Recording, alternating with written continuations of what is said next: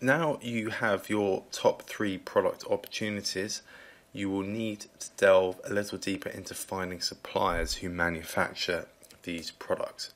Now, to begin with, it's usually worth trying to find a supplier in the country where you're going to be selling.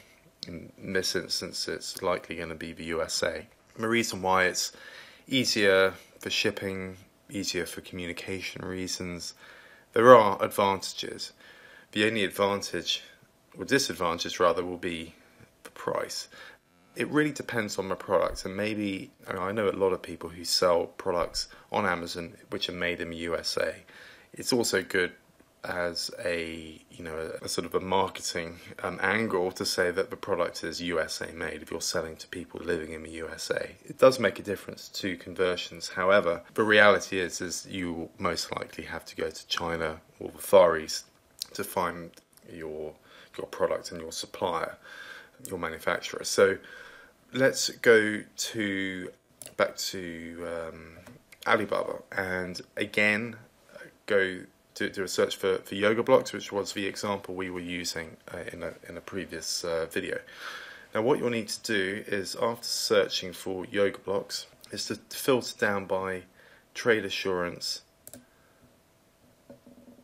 gold supplier. So you only want gold suppliers. You only want to see suppliers that have had an on-site check.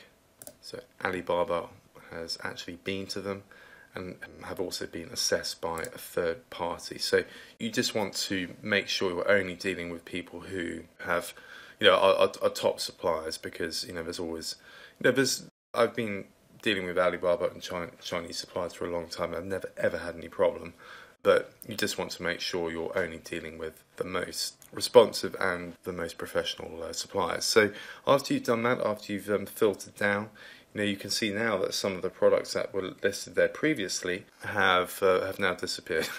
So the next thing you'll need to look at, the response rate of the supplier. So you do want to make sure that you're dealing with a supplier who gets back to you and gets back to you quickly. If you're waiting for days for a reply, or it's not ideal, especially if you need to do a reorder or you just want to find out more information. You want people who are responsive and who are actually set up properly in order to deal with customer inquiries. Now, again, I've been dealing with a lot of manufacturers in China, and I've never ever had a problem, touch wood, with any of them. Some can be difficult. The language barrier can be challenging sometimes, but in most cases you won't find it difficult at all, even though dealing with suppliers from a different country may seem a little daunting to begin with. So 85% response rate here, so that's a pretty good response rate. 67%, again 85%. So these suppliers look pretty good. The minimum order is quite low, 100 pieces, 300 pieces, 100 pieces. You want to keep your initial inventory order as low as possible and to put down the least amount of money as possible to have the least amount of risk possible to begin with. And so just looking at these suppliers here, I'm not going to look too carefully at what the product is that they're selling. I'm really just going to concentrate on the type of suppliers you should be looking at. You need to look further down the page just to have a look at the other types of products that they sell, the details on their factory, just to sort of make sure that it's properly set up. You can usually get an indication by looking at the factory photos, and of course this is all sort of regulated by Alibaba, so in most cases is going to be factual, and if they've had an on-site inspection, this is the reality. So this supplier looks pretty good. They produce yoga blocks, they produce yoga mats. They look like a proper supplier. So based on this, I would contact them and just to basically confirm about minimum orders. If I wanted my brand name put on, can I order samples?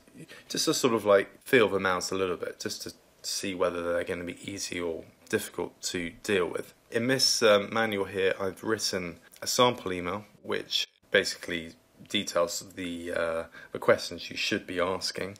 For instance, you need to ask about packaging, whether they do the packaging for a particular product, and if not, do they know someone who does, whether they are able to send samples, and you also need to confirm on the minimum order as well, and just to check that it is what it says it is on the website. So you just basically just want to ask them these questions just to sort of find out just a little bit more about them. And then once you've done this, once you get responses, then you can move forward. But again, you haven't decided on your actual product quite yet. You've got your top 3 product opportunities that you're still looking into, and based on the feedback you get from suppliers and how the minimum orders and the amount of inventory that you'll need to buy in the first place, these are all deciding factors when you actually come to choose the product you're going to move ahead with. So that's it for this video. You just need to search through suppliers, contact them, see what they how they respond to you, and then we can move on to the next section.